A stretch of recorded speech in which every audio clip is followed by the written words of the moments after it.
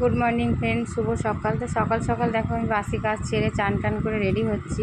তো আজকে একটা ভালো দিন, আজকে হলো আমার সোনার জন্মদিন। তো আজকে 6ই জুন ওর বার্থডে। তো আমি সকাল সকাল রেডি হয়ে যাব পুজো দিতে। তো আমি সর্বমঙ্গলা বাড়ি পুজো দিই, প্রতি বছরই দিতে, এবছরও দেবো। তো সেখানে যাওয়ার জন্য রেডি হচ্ছি। তো চলো, রেডি হয়ে গেছি। তো ওখানে আমার প্রতি বছর পুজো দেওয়া হয় ছেলেকে নিয়ে। ভোরবেলায় না গেলে না বেলার দিকে হয় না। তো আমি সকাল সকাল গেলে ফাঁকা থাকে। তো এখন 5:30 বাজে, তো চলে আসছিলাম, রেডি হয়ে বেরোচ্ছি। তো আমার ছেলে এই যে চলে গেছে, রেডি হয়ে গেছে। এবার ও আগে আগে যাবে, ও খুব এক্সাইটেড। আজকে সকাল সকাল উঠেছে, অন্যদিন ওঠেই না। আজ বার্থডে বলে আনন্দতে উঠে গেছে। গাড়িতে অনেক মন্দিরে চলে এসেছি।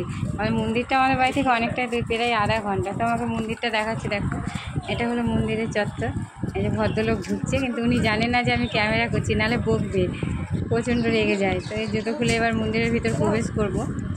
দেখো মন্দিরটা খুব সুন্দর। এটা হলো বর্ধমানের সর্বমঙ্গলার মায়ের মন্দির। তো মাকে দেখাতে পারবো না, কেন অনেকটা ভিড় আছে, ভিতরে বকবে পণ্ডিতজি। তো পুজো আমি নিয়ে এসেছিলাম, এবার সাজিয়ে আমি মাকে দেবো। কারণ এখানে কিনতে পাওয়া যায়, কিন্তু আমি কিনি না, আমি বাড়ি থেকেই নিয়ে যাই যেহেতু।